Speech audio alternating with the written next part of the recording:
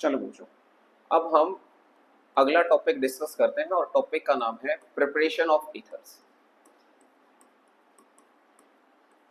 Preparation of ethers. Preparation of ethers हमने जब alcohol की प्रॉपर्टीज पढ़ी थी ना, वहीं पर सीख लिया था। प्रिपरेशन ऑफ ईथर्स कैसे सर, आप कैसे कह सकते हो ये बात? मैं बताता हूँ कैसे कह सकता हूँ। आपको dehydration of alcohols at 413 kelvin याद है, जहां पर हमने ईथर्स बनाए थे, और ईथर्स भी कौन से टाइप के? Symmetrical ethers. तो प्रिपरेशन ऑफ ईथर्स में हमारे पास सबसे पहला मेथड आता है बेटा फ्रॉम अल्कोहल्स। आप ईथर्स को किससे बना सकते हो बेटा? अल्कोहल से। बट अल्कोहल से बनाने के लिए आपने कौन सी प्रोसेस यूज करनी पड़ेगी बेटा? डिहाइड्रेशन। पक्की बात, पक्की बात। बट ये डिहाइड्रेशन कितने टेम्परेचर पर बेटा? एट 413 केल्विन टेम्परेचर पर। इसके अंदर जो रिएक्शन फॉलो होती है वो कौन सी फॉलो होती है बेटा? Nucleophilic substitution reaction. वो भी कौन से टाइप की बेटा? SN2। कौन से टाइप की? SN2। इसका मतलब यहाँ पर आप सिर्फ और सिर्फ कौन से डिग्री के अल्कोहल यूज कर सकते हो? प्राइमरी डिग्री के अल्कोहल ही यूज कर सकते हो। अगर गलती से तुमने सेकेंड डिग्री के या थर्ड डिग्री के अल्कोहल यूज कर लिए तो पंगा हो जाएगा। रिएक्शन SN1 मैकेनिज्म को फॉलो करेगी, और SN1 मैकेनिज्म को फॉलो होने की वजह से आपको एल्कीन एज अ प्रोडक्ट मिलेगा। क्यों एल्कीन एज अ प्रोडक्ट मिलेगा? क्योंकि यहां पर आपकी elimination reaction completes over nucleophilic substitution reaction. यानी कि अगर थर्ड डिग्री या सेकंड डिग्री या थर्ड डिग्री के अल्कोहल ले लोगे तो दिक्कत हो जाएगी। तो प्रिपरेशन ऑफ ईथर्स की पहला मेथड है फ्रॉम अल्कोहल्स, जो कि डिहाइड्रेशन होता है 413 केल्विन टेम्परेचर पर। न्यूक्लियोफिलिक सब्स्टिट्यूशन होती है बायोमोलिकुलर। प्राइमरी अल्कोहल ही यूज कर सकते हैं। और क्या बात याद रखनी है इसमें, आपको हमेशा कैसे ईथर्स मिलेंगे बेटा? सिमेट्रिकल ईथर्स मिलने वाले। कौन से ईथर्स मिलेंगे? सिमेट्रिकल। अच्छा, और कुछ बात है? हाँ, अगली बात बहुत इंपॉर्टेंट कि सर यहाँ पर रिएजेंट हम क्या यूज करते हैं? ठीक है, हम रिएजेंट क्या यूज करते हैं? यहाँ पर रिएजेंट यूज किया जाता है बेटा कंसंट्रेटेड H2SO4, जो कि डिहाइड्रेटिंग एजेंट की तरह काम करता है। रिएक्शन समझाओ तो और बात बने, समझ में आए सर? बहुत बहुत सिंपल सी रिएक्शन है। देखो जरा, पहले रिएक्शन समझाते हो ना, फिर मैकेनिज्म भी साथ ही साथ समझ लेंगे। CH3 CH2OH, ऐसे ही एक मॉलिक्यूल और बनाओ बिल्कुल एज इट इज HO, बस उसकी मिरर इमेज बना दो इधर। मिरर इमेज मतलब उल्टा बना दो मॉलिक्यूल। ठीक, अब आपने क्या करना है बेटा? यहाँ पर डालना है H2SO4 और टेम्परेचर रखना है 413 केल्विन। होगा क्या यहाँ पे? यहाँ से H और यहाँ से OH दोनों चले जाएंगे बेटा। यहाँ से OH, यहाँ से H चला जाएगा, और बेटा तुम्हारे पास क्या प्रोडक्ट बन जाएगा? सिंपल CH3 CH2O, और इधर क्या होगा बेटा? CH2 CH3। कौन सा इथर बना? दोनों आर पार्ट सेम है, तो नाम क्या होगा बेटा? Ethoxy ethane. तो इसका मतलब इथॉक्सी इथेन आप किससे बना सकते हो? इथेनॉल से। किसकी मदद से बेटा? डिहाइड्रेशन ऑफ अल्कोहल्स की मदद से। तो आपने इथेनॉल को किस में कन्वर्ट कर दिया बेटा? इथॉक्सी इथेन में। सिंपल। ठीक है, अब पेपर में इसकी मैकेनिज्म पेपर में जरूर पूछी जाती है, तो यहीं की यहीं हम इसकी मैकेनिज्म को भी डिस्कस कर लेते हैं। मैकेनिज्म किसकी? मैकेनिज्म बेटा इथर्स की प्रिपरेशन की फ्रॉम अल्कोहल्स। कैसे होगी सर? देखो ध्यान से। आपको पता है आप क्या यूज कर रहे हो बेटा? Sulphuric acid. बिल्कुल यूज कर रहे हैं sir sulphuric acid. Sulphuric acid से आपके पास क्या बनकर आएगा बेटा? H positive ion. यही है वो शैतान जो इस अल्कोहल को इथर में कन्वर्ट करके भाग जाएगा। कैसे? देखो, फर्स्ट स्टेप समझना। फर्स्ट स्टेप में क्या होता है बेटा? प्रोटोनेशन होता है बेटा। प्रोटोनेशन कैसे? देखो, आपके पास अल्कोहल है CH3 CH2O, lone pair oxygen पे, ये H पॉजिटिव। इस लोन पेयर वाली ऑक्सीजन का दिल पिघल जाता है और ये इस H पॉजिटिव के साथ बॉन्ड बना लेती है। अब ये H पॉजिटिव के साथ जब बॉन्ड बनता है तो बताना बेटा क्या प्रोडक्ट बनेगा ईमानदारी से? Sir CH3 CH2 as it is रहेगा, O यहाँ पर H, यहाँ पर H, और यहाँ पर आ जाएगा H पॉजिटिव।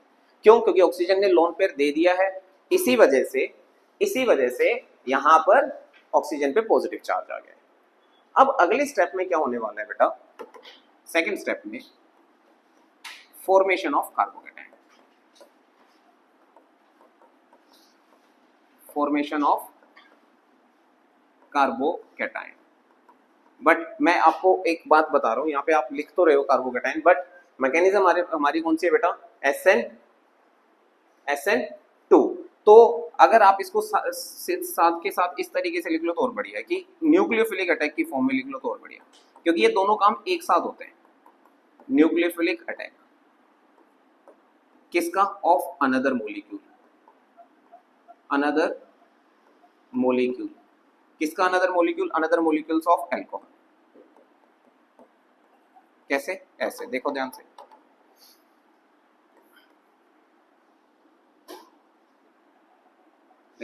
CH3 ठीक है, CH2 ठीक है, ये लोन पेयर है इसका, हाँ है सर। ये मोलिक्यूल एज इट इज बनाओ बेटा, यहाँ पे CH3 CH2O H और इस ऑक्सीजन पे चार्ज कैसा बेटा, पॉजिटिव। क्या होने वाला है बेटा, यहाँ पे फिर से अटैक होगा। ये वाला जो बॉन्ड है ये पूरा का पूरा बॉन्ड इधर शिफ्ट हो जाएगा, जिसकी वजह से यहाँ पर चार्ज कैसा आ जाएगा बेटा, डेल्टा पॉजिटिव। जैसे ही ये डेल्टा पॉजिटिव आएगा, ये लोन पेयर इधर अटैक करेगा, करेगा कि नहीं करेगा, करेगा सर। तो और यहाँ से क्या बाहर निकल जाएगा बेटा, यहाँ से क्या पार्ट बाहर निकल जाएगा, ये पूरा का पूरा एल्कोहल जो वाटर मोलिक्यूल है बाहर निकल जाएगा, ठीक है। तो अगले पार्ट में क्या होने वाला है बेटा, अगले पार्ट में आपके पास ये मोलिक्यूल, ये होने के बाद जो मोलिक्यूल तैयार होगा वो कुछ इस तरीके से दिखाई देगा तुम्हें। CH3 ये एज इट इज लिख रहा हूँ बेटा, CH3 CH2 ये ऑक्सीजन एज इट इज, नीचे H ठीक है। इसकी बॉन्डिंग किससे हुई बेटा, CH2 और CH3 से बाहर क्या निकल गया बेटा, वाटर, और यहाँ पे चार्ज कैसा आ गया, पॉजिटिव। ये सिचुएशन बनी, ध्यान से समझो दोबारा। इसने लोन पेयर से अटैक किया किस पे, इस कार्बन पॉजिटिव चार्ज पे, जिसपे डेल्टा पॉजिटिव चार्ज आता है, क्योंकि ये बॉन्ड टूटने वाला है। जब ये बॉन्ड टूटेगा तो ये दोनों इलेक्ट्रॉन ऑक्सीजन के पास चले जाएंगे, कार्बन पर पॉजिटिव चार्ज आ जाएगा, और इसी पॉजिटिव चार्ज पर ये लोन पेयर अटैक करेगा न्यूक्लियोफाइल की तरह। जब अटैक करेगा तो बेटा ये मॉलिक्यूल बन जाएगा, वाटर मॉलिक्यूल बाहर गया, बट अभी भी ऑक्सीजन पे चार्ज कैसा है, पॉजिटिव। इस पॉजिटिव चार्ज को ये खत्म करेगा इस प्रोटॉन को बाहर निकालकर, यानी कि थर्ड स्टेप में आपके पास क्या प्रोसेस होने वाली बेटा, डीप्रोटोनेशन। यानी कि जो प्रोटॉन आया था बेटा वो एज इट इज चला जाएगा। डीप्रोटोनेशन कैसे होगा सर, डीप्रोटोनेशन देखो, CH3 CH2O ऑक्सीजन पे पॉजिटिव चार्ज, ये CH2 CH3। अब जब यहां से प्रोटॉन बाहर निकलेगा, यहां से जब ये प्रोटॉन बाहर निकलेगा तो ऑक्सीजन का पॉजिटिव चार्ज क्या हो जाएगा बेटा, गायब, और मॉलिक्यूल क्या तैयार होकर आएगा आपके पास, ये वाला CH3 CH2O CH2 CH3, और साथ में क्या निकल गया बेटा, H पॉजिटिव। जैसा H पॉजिटिव निकला तो यहाँ पर आकर अटैक कर रहा था, वैसा का वैसा H पॉजिटिव बाहर निकल गया, और यही H positive at the end क्या करेगा, वापस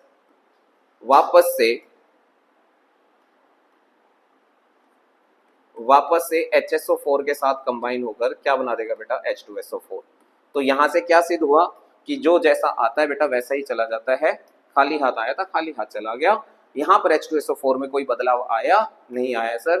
तो H2SO4 में जब कोई बदलाव नहीं आता है और वो रिएक्शन को फास्ट कर जाता है तो उसी का नाम कैटलिस्ट हो जाता है, समझ गए। तो यहाँ पर जो सल्फ्यूरिक एसिड है वो कैसे बिहेव कर रहा है बेटा, कैटलिस्ट की तरह बिहेव कर रहा है। तो हमने पहला मेथड सीखा फ्रॉम एल्कोहल्स, और जब हमने एल्कोहल से मेथड को सीखा बेटा तो एल्कोहल से हमें पता चला कि हमें कैसे ईथर्स मिलने वाले हैं बेटा, हमें मिलने वाले हैं सिमेट्रिकल ईथर्स, ठीक है। और यहाँ पर रिएजेंट क्या यूज करने वाले बेटा, हम ये। दूसरा, प्राइमरी डिग्री का एल्कोहल ही आपने यूज करना है। अगर आपने सेकंड डिग्री या थर्ड डिग्री का एल्कोहल यूज किया तो बेटा पंगे हो जाएंगे। सेकंड डिग्री या थर्ड डिग्री के अल्कोहल को यूज करने पर आपके साथ क्या होने वाला है, एलिमिनेशन रिएक्शन हो जाएगी, एल्किन मिल जाएगी ईथर्स की जगह।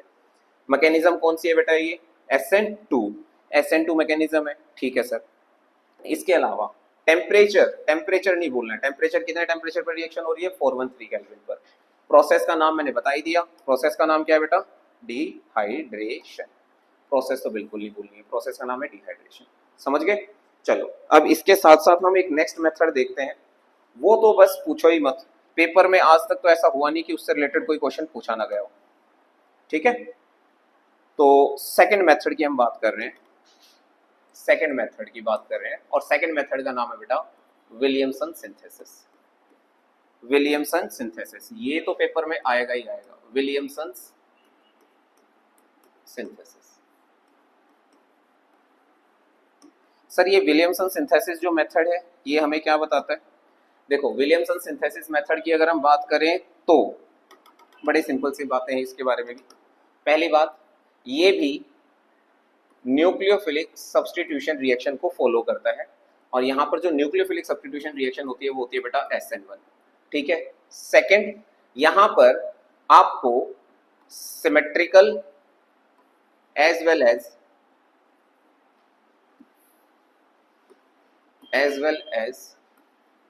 अनसिमेट्रिकल ईथर्स, दोनों तरीके के ईथर्स मिल जाते हैं। अब यहां पर हम किस किस के बीच में रिएक्शन करवाते हैं बेटा? रिएक्शन किस किस के बीच में होती है? ध्यान देना, मोस्ट इंपॉर्टेंट पार्ट कि यहां पर हम जो एल्काइल हैलाइड यूज करते हैं, alkyl halide must be primary. Alkyl halide हमेशा कैसा होना चाहिए बेटा?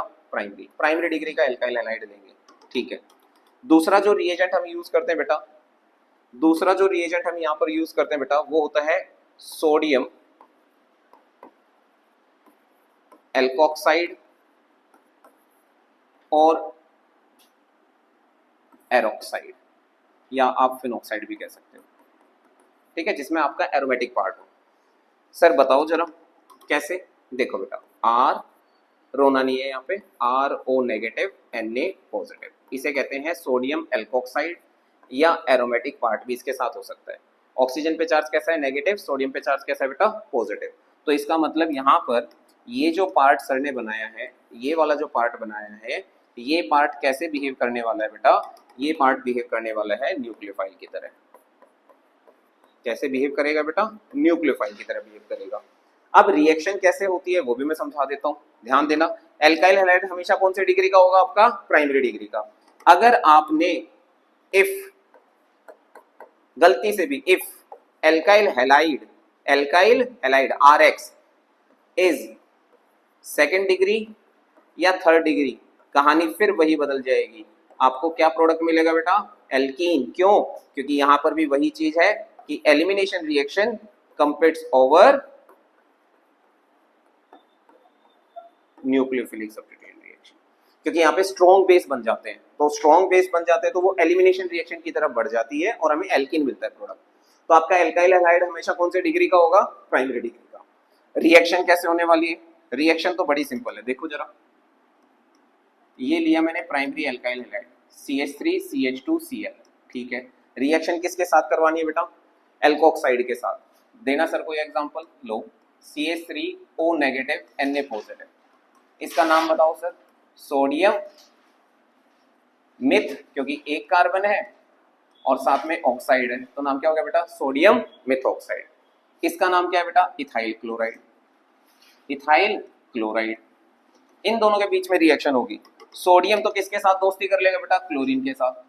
सोडियम और क्लोरीन की तो होगी दोस्ती, ये तो चले गए अपनी नानी के घर। क्या क्या बचा बेटा तुम्हारे पास?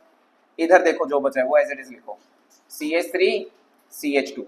जब सोडियम क्लोरीन के साथ चली जाती है तो ये वाला जो पार्ट है ये इस मिथाइल को बुलाता है, कहता है ओ मिथाइल आ जा, क्योंकि अब कोई तो और बचा नहीं दोस्ती करने के लिए। तो यहाँ पे सोडियम क्लोराइड बाहर निकल गया और आपके पास कैसा ईथर बनकर आया बेटा?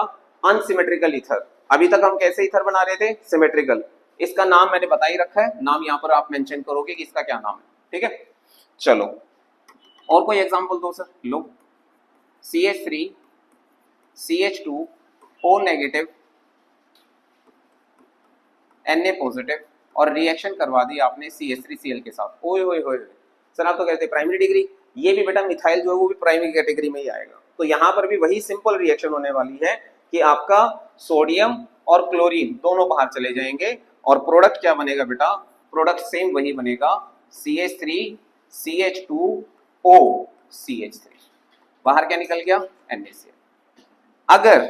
अगर रिएक्शन इन दोनों के बीच में हो रही है, जैसे CH3CH2Cl, और सर ने एल्काइल हैलाइड ये ले लिया, एल्कोक्साइड ये ले लिया,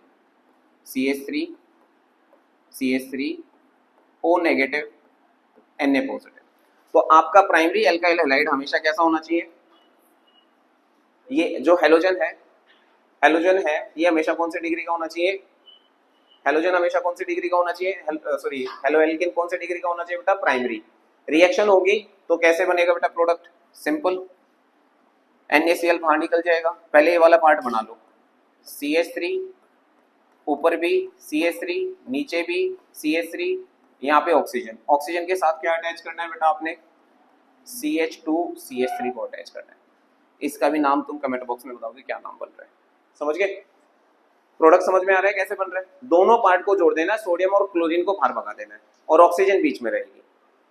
बट सर इस वाले केस में क्या प्रोडक्ट बनेगा, ये लो O नेगेटिव Na पॉजिटिव, ठीक है, O नेगेटिव Na पॉजिटिव, इसकी रिएक्शन करवाओ सर CH3 CH2 Cl के साथ, सेम NaCl बाहर निकल जाएगा, आपका साइक्लोहेक्सेन और उसके साथ क्या जुड़ जाएगा बेटा, CH2 CH3, बस दोनों को जोड़ना है ऑक्सीजन से। बट अगर ये वाली सिचुएशन हो तो इसका नाम क्या बेटा, सोडियम फिनॉक्साइड।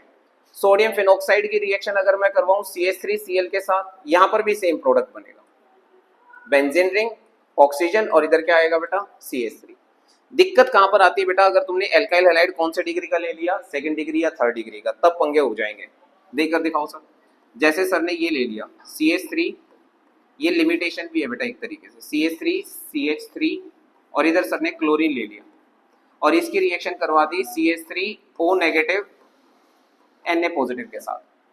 अब ये हमारा कौन से डिग्री का एल्काइल हैलाइड है, थर्ड डिग्री का, और ये है बेटा सोडियम मिथॉक्साइड। अब ये हमारा थर्ड डिग्री का आ गया ना।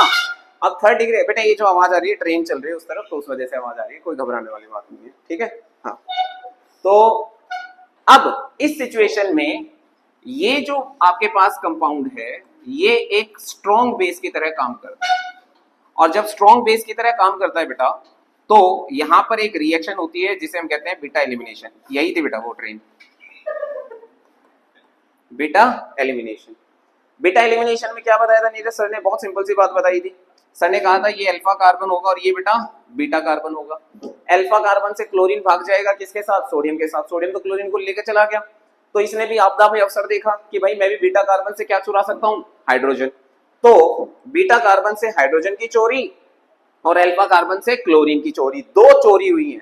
जहां कहीं भी दो चोरी हो जाए तो एलिमिनेशन हो जाएगा और अल्फा और बीटा के बीच में डबल बॉन्ड आ जाएगा। बीटा एलिमिनेशन हमने बहुत बारी पढ़ा हुआ है। तो इस केस में हमारा प्रोडक्ट क्या बनेगा बेटा, इस केस में प्रोडक्ट क्या बनेगा, यहां पर CH3 तो एज इट इज है, बिल्कुल सही। ये कार्बन नीचे वाला CH3 भी एज इट इज है, हाँ सर, बट ऊपर कार्बन में एक हाइड्रोजन कम हो गया और इसलिए इन दोनों कार्बन के बीच में डबल बॉन्ड आ गया। बाहर कौन कौन सी चीजें निकली है बेटा, सोडियम क्लोराइड बाहर निकल गया और ये CH3 इसने H को कैप्चर कर लिया तो CH3OH बन गया। ये सिचुएशन कब हुई है, जब आपने एल्काइल हैलाइड कौन से डिग्री का लिया बेटा, एल्काइल हैलाइड कौन से डिग्री का लिया बेटा आपने, एल्काइल हैलाइड लिया सेकंड डिग्री या थर्ड डिग्री का। तो अगर एल्काइल हैलाइड सेकंड डिग्री या थर्ड डिग्री का लेंगे तो प्रोसेस हमारी बदल जाएगी, एलिमिनेशन रिएक्शन हो जाएगी, और बेटा इसी को हम कहते हैं